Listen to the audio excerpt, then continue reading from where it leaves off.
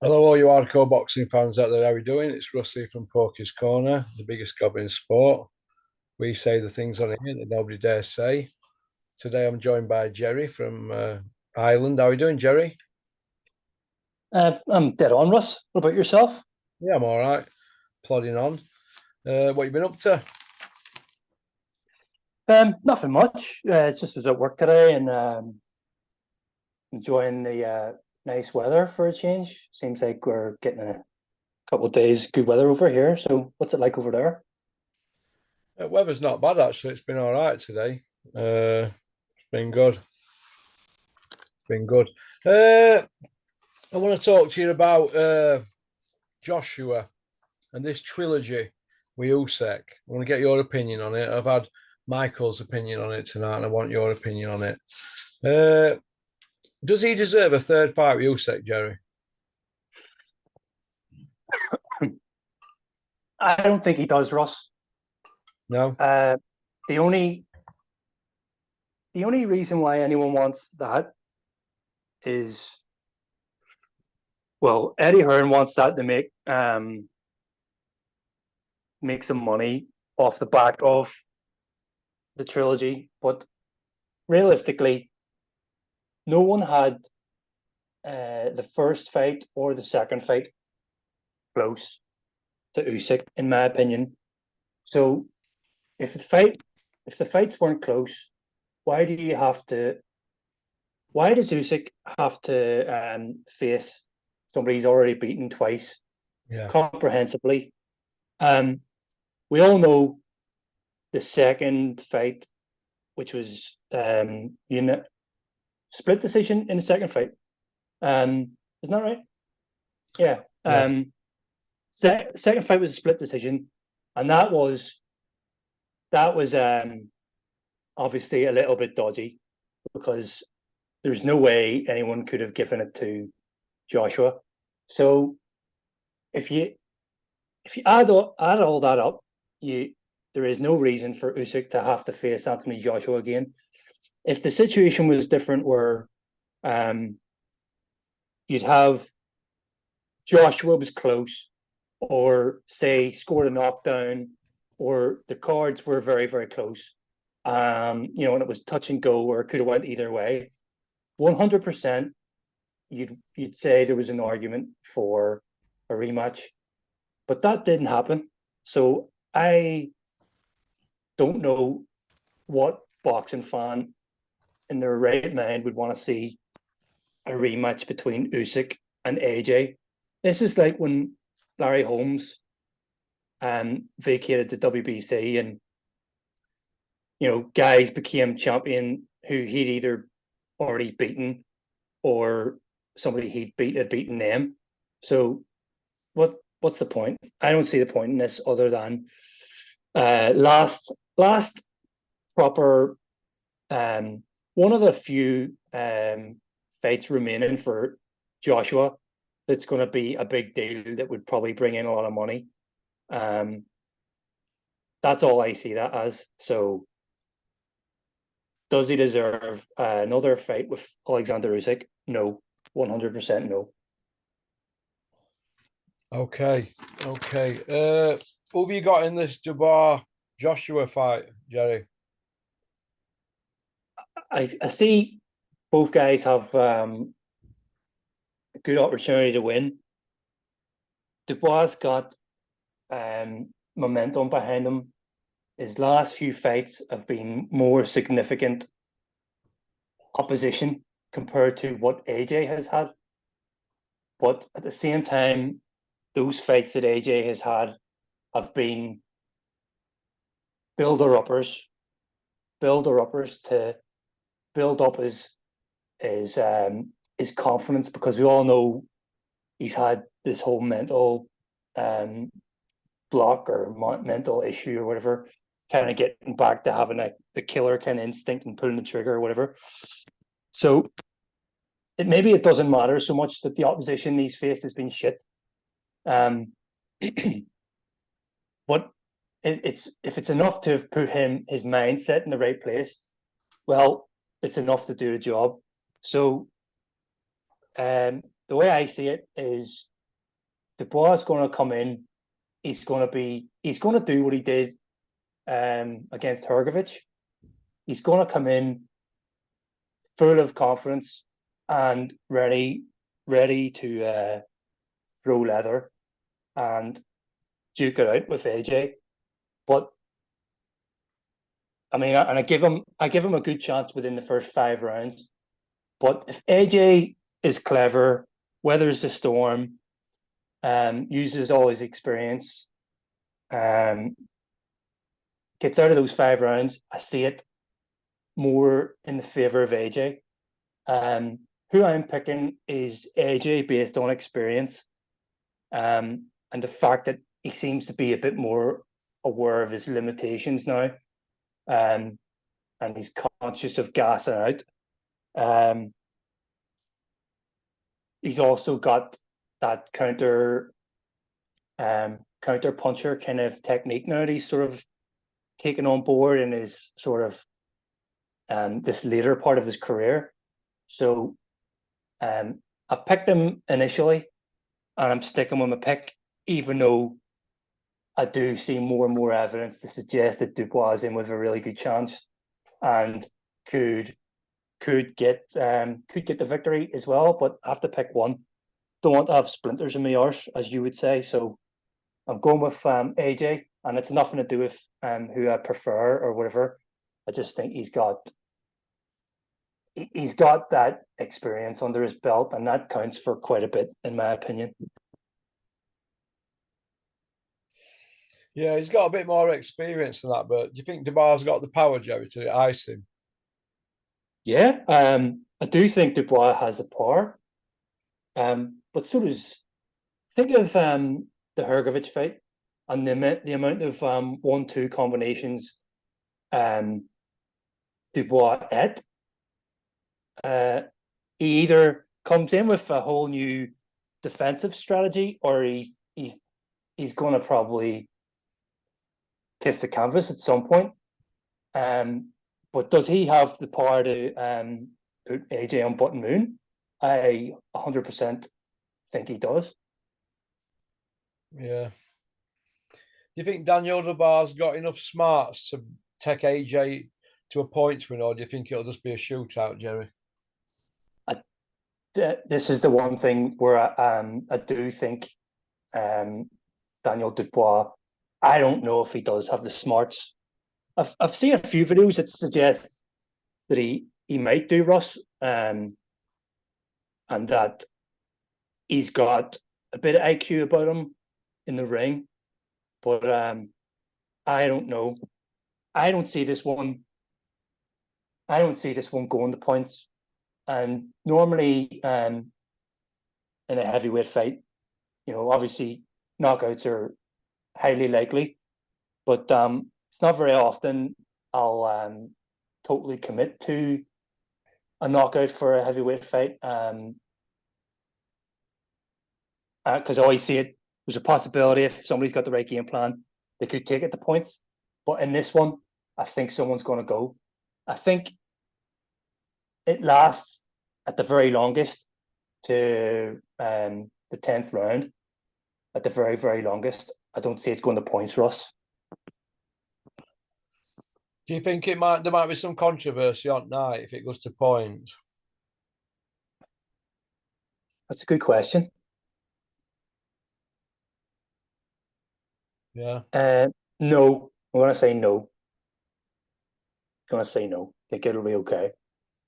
I think because they're both, fighting on their home turf. I know there's obviously going to be politics with who they're represented by, etc. But I would tend to leave my sketchy decision or some kind of controversy when it comes to maybe, say, the likes of Fury, Usyk, which you've got a Ukrainian, against a British fighter fighting on the British fighter's home turf. So with this one, I'm going to say no, it's okay. There's no controversy. Fingers crossed, because nobody likes that. I don't like that type of thing happening. What do you think? Uh, I just think Darbars just going to come and fucking steamrolling me. I think that's his only chance. I don't think he's smart enough to be technical, is he? I don't think so either. I have heard other people giving him some kind of credit with that, but I don't think so, Russ. I think he's going to go in there swinging for the fences, because he's got that.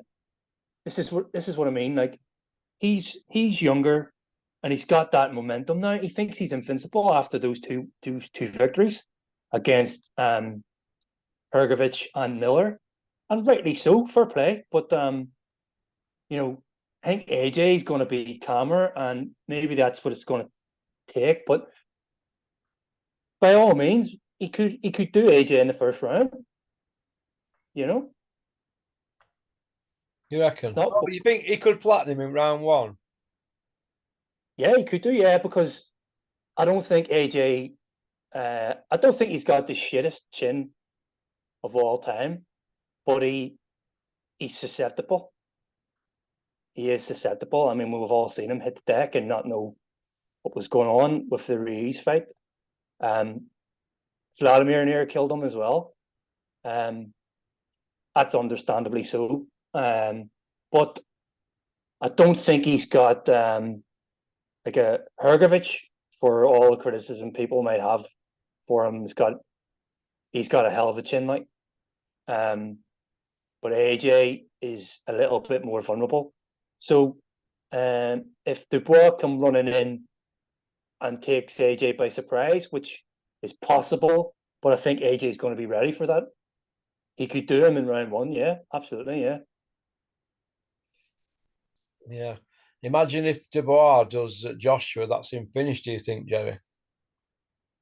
Yeah, what might happen with that, Ross, is say Dubois wins, and then Usyk either wins or Fury doesn't show up. You're going to have a loser versus loser match, I think. So there is going to be still that opportunity, I reckon, for AJ. But after that, I don't see what else is left for him. I do still think it's not like Pacquiao and Mayweather fighting that far too late into their careers. I mean, AJ's still fighting, Fury's still fighting. There's not been any sort of great layoff. Obviously, Fury retired and all that sort of thing. Like, but I think it's still kind of the pot is still kind of warm. It's not cooled down after being taken off the stove just yet. So that could be still there. But after that, I don't really see much else for AJ personally. If he loses, Yeah. Yeah, it's going to be interesting, isn't it? But I was wrong. I did say it had not happened. I said AJ Botl, but looks like it's happening, doesn't it? So there must be some bunts on the table, Jerry. yeah.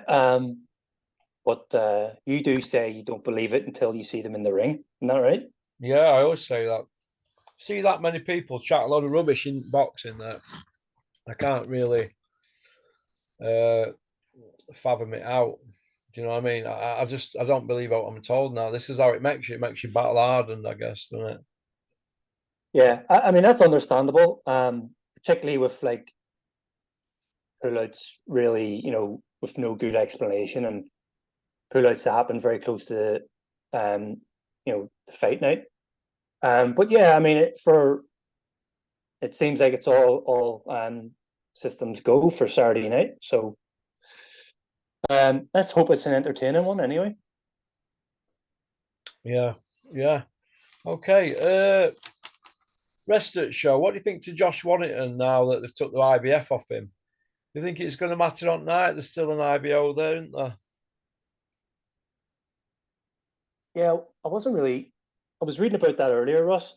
So is that because this is a voluntary defense? Is that why the IBF are doing that? And it's not the opponent who the IBF had in line for Kakachi, is that right? Yeah.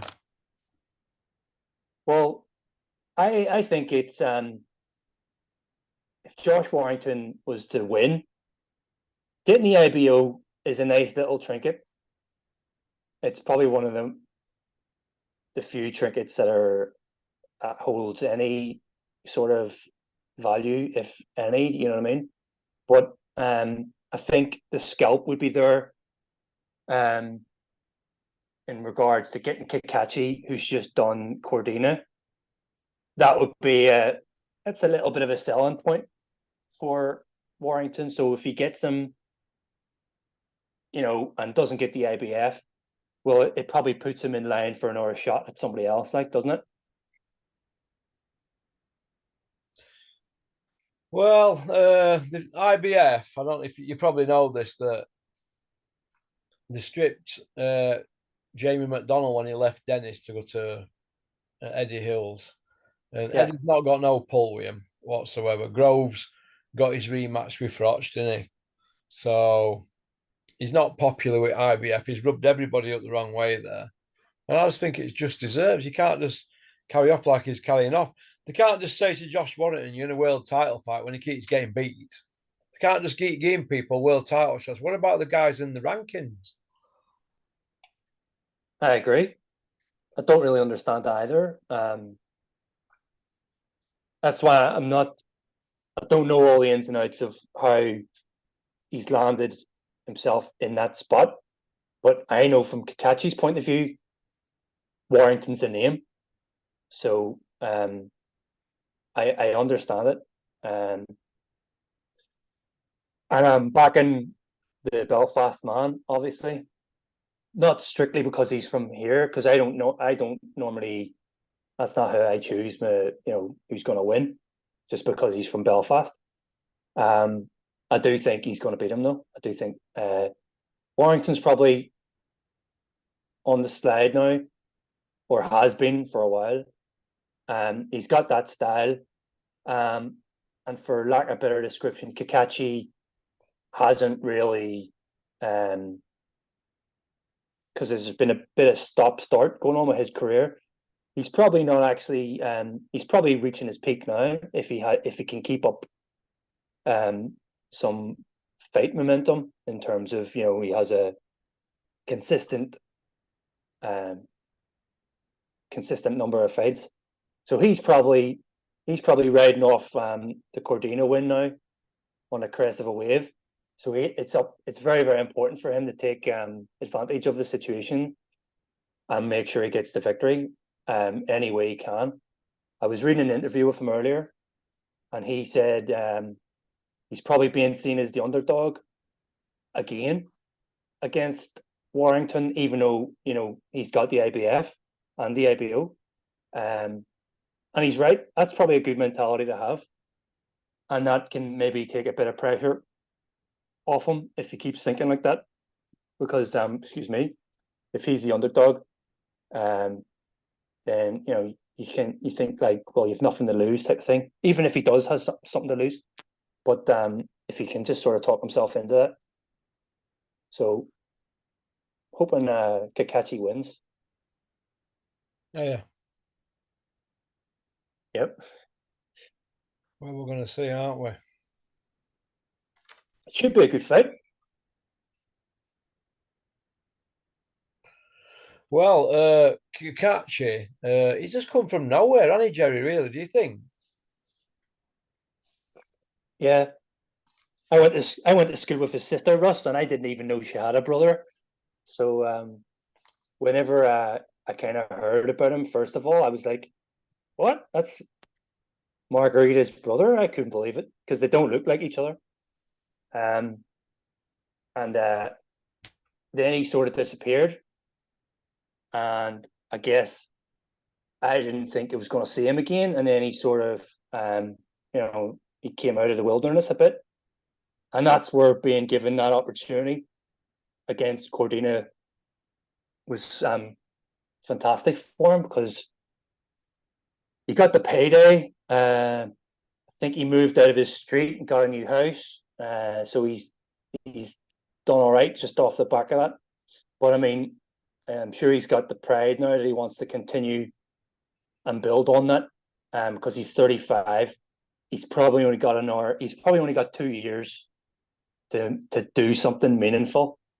But you've got to make it count. So I reckon that's where his head is at, to just make the most of where he is now. It could very easily go all wrong for him, like, but I mean, I'm going to have a bit of faith in him, like. Yeah, yeah. It's going to be interesting to see what happens. What do you think about Beefy Smith then pulling out? I'm hearing it's weight issues. Oh, is he pulled out? I didn't actually hear about that. You want to enlighten me on that one? Yeah, well, he's saying he's injured and that, but he's pulled out. And Ismail Davis, Sonny Edwards fighter, stepped in to fight Josh Kelly, which is a good fight actually. So, you think Beefy will So get some stick for that? yeah, I mean, after wasn't it his last fight that he had problems coming down in weight, and then blamed that fight against Eubank, the second fight. Like, then he ballooned up and whatever, and had to struggle to get down to weight. I mean, is he not supposed to be a professional athlete, Ross? Is he not supposed to be in shape and looking after his weight? Is that not what he's supposed to do? Well, yeah, they're supposed to be in Green Book from Border Control. It says your job as a boxer is to stay in shape all year round. So therefore, the blame is on Beefy Smith. Yeah. So if he gets a bit of stick for this, and like I said, I didn't actually know that. So if he gets a bit of stick, he deserves it, in my opinion. I'm kind of sick of the sight of him anyway, so maybe we'll not see him again. Old tennis ball head. He had grey hair. He had grey hair when he was 7. You know, that's his great thing. Are you just saying that, or is that fact? Hey, Are you just saying that, or is that fact? somebody told me Beefy Smith had a fuzzball tennis haircut when he was 7, but he was grey. That's amazing. So, right, you want to go to part 2, Jerry? Yeah, no worries, mate. I'll I'll see see you you on on that. part 2.